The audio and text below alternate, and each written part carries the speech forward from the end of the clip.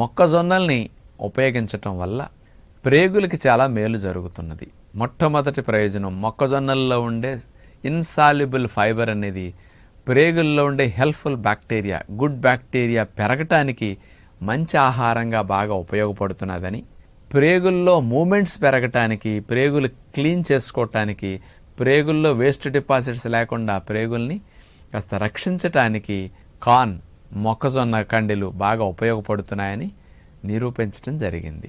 మొక్కజొన్న కండెల్ని ఐబిఎస్ ఉన్నవారు, irritable bowel syndrome ఉండి కొంతమందికి మోషన్ వచ్చినట్టుంటుంది, రాదు, ఇరిటేషన్లో ఉండి అసంతృప్తిగా అనిపిస్తుంది, ఎక్కువసార్లు వస్తుంది, ఒకసారి సరిగా అవ్వదు, ఒక్కోసారి లూజుగా నొప్పితో బయటకు వస్తూ ఉంటుంది.